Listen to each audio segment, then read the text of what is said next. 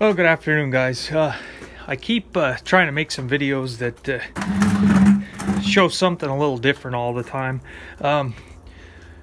One thing I want to do, and I was going to do it today, but as you can see, it's cloudy, the sun's not out, it's raining, it's kind of dark. As soon as we get a sunny day, I'm going to crawl down into this silo here, this concrete silo. And we're going to check out this unloader that's in here, try to maybe figure out a model number, figure out what kind of shape the unloader's in, check the, just check it over and see if it's something that ever could be used again or if it's just a pile of scrap metal. It's going to be too dark if I do that today. I mean, if I crawl in there, the camera's not going to pick anything up, and using a flashlight, it's not going to make for a very good video. So we're going to get or wait for a real sunny day and crawl in there and see if we can't figure out that unloader. One thing it'll probably need, since the first thing you would do before filling the silo, you'd have to crank the unloader up out of the way. It's probably going to need a new cable on it, and I can show you I don't know how well this is showing up. I'm looking at the camera screen, it's just black, but maybe it's picking up on something. There's the cable for the unloader. You stand back a little, you can see the crank mechanism there that you basically just crank it up. The cable will lift the unloader and get it to the top of the silo. I don't know what kind of shape that cable's in or if it'll work. And of course the electric would all have to be redone. That's just hanging there, that's disconnected. And see how much this roof leaks here. I don't know, it just seems anytime somebody tries to build a roof around a silo, you have problems. We had problems on the dairy farm where I had worked. Just a case of needing some tar around the silo.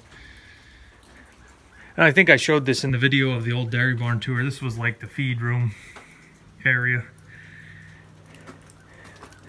And you can see there's a step down there. That's probably, I don't know, 4 feet down.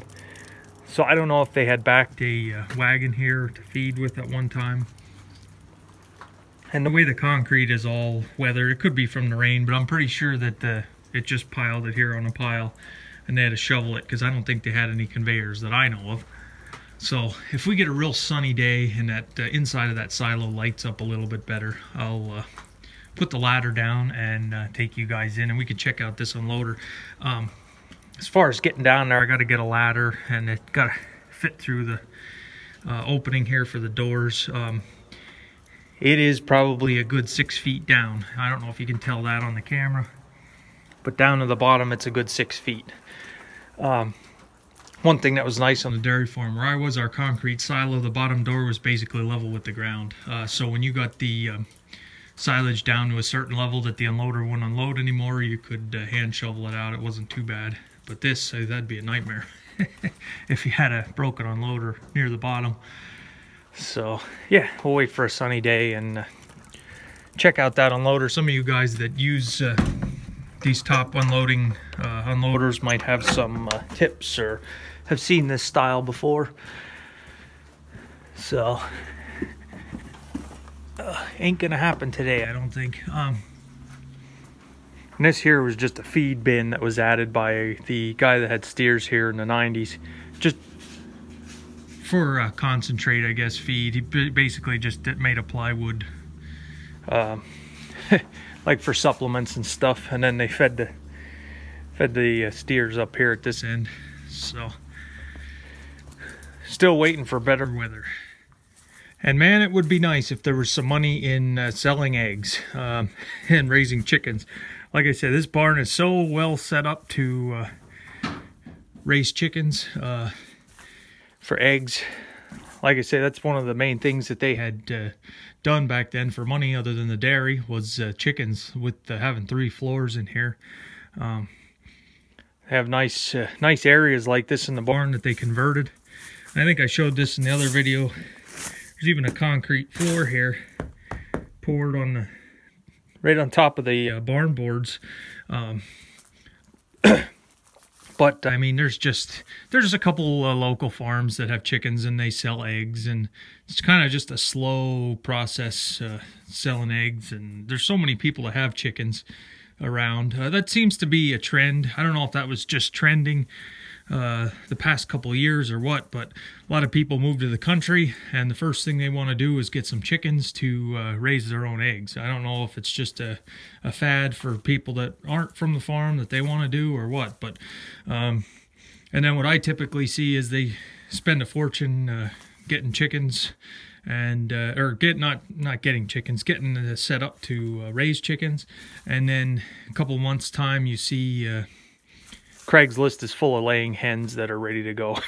So I guess once you buy the laying mash, it kind of takes the fun out of it when you constantly have to be paying to feed them and take care of them. But the other thing I blame is anybody that has a Tractor Supply close by. You know, they're selling chicks. They have those chick days, and people that aren't on farms that have a backyard think, yeah, that'll be great. We'll raise our own chickens, and we'll have eggs for ourselves and we'll sell the rest. Well, I just can't see eggs are, at least around here anyway, eggs aren't a real hot selling item. And if you go to the grocery store and you go to the section with all the eggs, eggs are one of the cheapest forms of protein that you can get in America right now.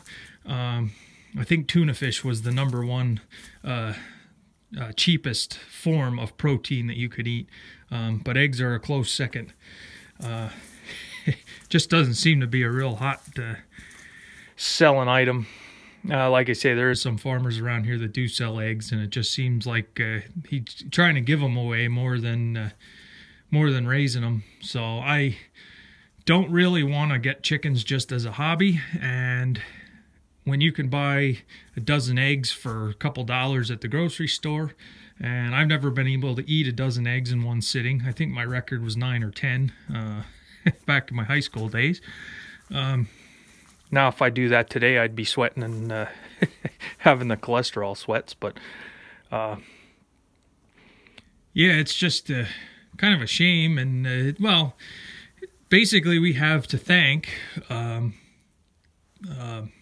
efficiency and production, the scale. Some of these egg farmers, and there's quite a few of them in even our county, that produce eggs on a commercial scale.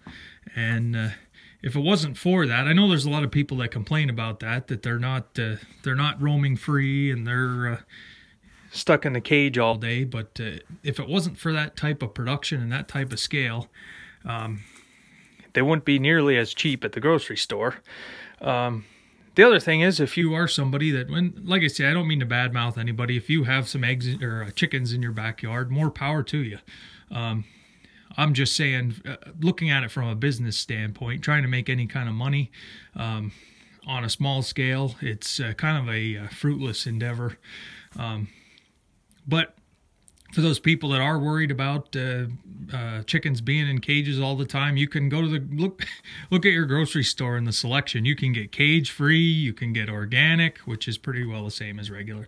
I won't get into that either, but you can get organic, you can get cage free, you can get all natural, you can even get gluten free. I see advertised. All the false advertising with our food in the past couple of years. But you could pretty well get anything you want for a couple dollars. And like I say, as far as protein goes, you're not going to find much cheaper than eggs. So yeah, just a little rant here on the egg production and why, as a business, I just don't see it as being profitable. Chickens, as far as being profitable, what I see a lot of, guys are making money raising chickens for bigger companies like Tyson and the bigger chicken companies. They have giant houses built for the broilers, and you're looking at some of these buildings can hold 30,000, 40,000 chickens. You basically just take care of them. I know there was some things in the paper and the news about the relationship. It was a little rocky there for a while between the big companies and the producers, but I don't know. stuff like that tends to work itself out, I think. And there's got to be some money in it because most of the large farms are raising chickens for Tyson or some of the other big food companies. So yeah, just on a small scale, unless you enjoy having chickens and eat a lot of eggs, I just can't see it paying. So like I say, I basically have a barn here, 3 floors of history, and basically an old way to make a living. So yeah, just a little rant today. And like I say, I don't mean to offend anybody. I just some of my thoughts on why it's not going to happen for me, probably. So, and my dad has about 20 chickens, and he's giving away eggs like crazy. So it's, if you want to buy feed to feed chickens that make eggs, and then give away the product because you have too much of it or can't sell it, it's not a sustainable business strategy. It's kind of just a hobby at that point. But I know it works for some people, just not for me and not here. So thanks for watching, guys.